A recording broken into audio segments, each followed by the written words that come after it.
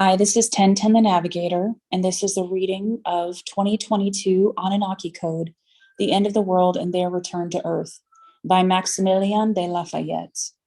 Question 40, Chapter 40. How will the conduit be installed? Does it require surgical operation? Is this a kind of implanting a third eye in our brain as some Hindu and Buddhist talked about?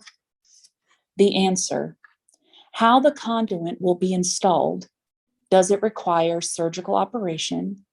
Is this a kind of implanting a third eye in our brain as some Hindu and Buddhist talked about?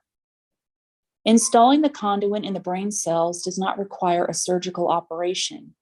In terrestrial terms, it's like activating your cellular phone without going to the telephone company.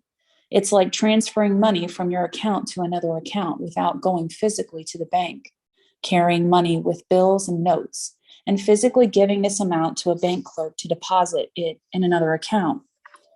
It is transferred automatically via wire, a non-physical operation. But with the Anunnaki, it will be a higher level of a more advanced technology that a human mind will understand in due time. And this concludes Chapter 40. Chapter 41.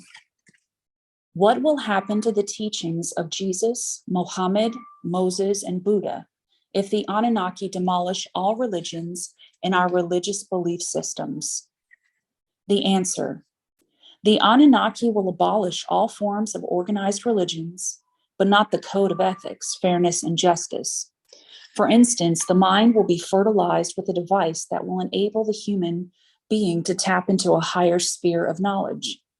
One example would be the possibility of mankind to go back in time and listen to exactly what the founders of religion have said.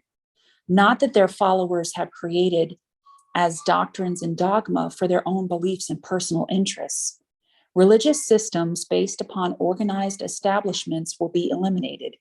The human mind will be able, through the implanted conduit and the myria, to go back to the time of Jesus and listen to his sermons and teachings.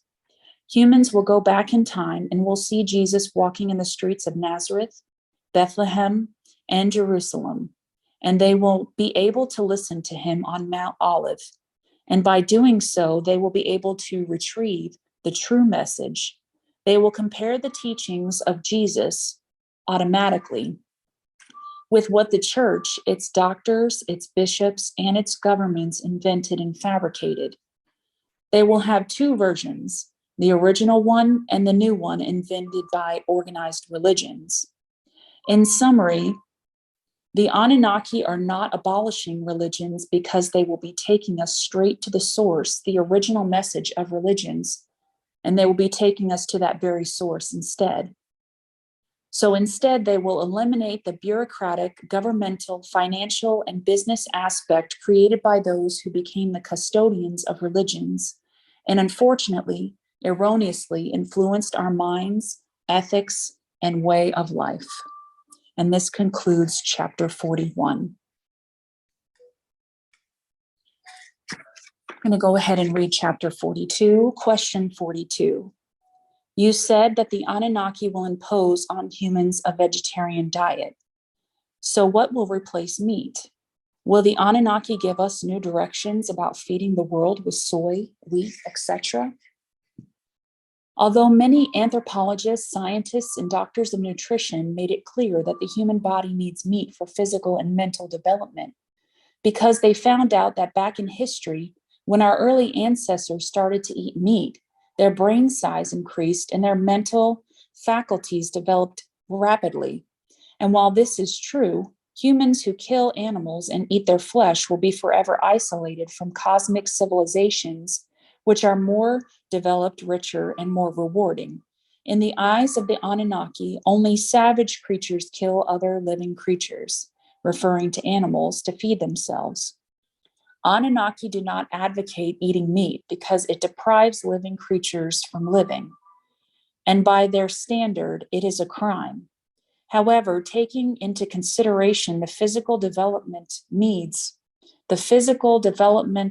of the human body, the Anunnaki will substitute meat with a new sort of seafood that will grow in the sea and which will have the taste of fish and also all the necessary nutrients. Also, they will develop certain DNA in trees capable of producing milk-like substance and fruit that will taste exactly like meat, and it will be much more nutritious and beneficial to the physical and mental needs of humans. And this concludes chapter 42.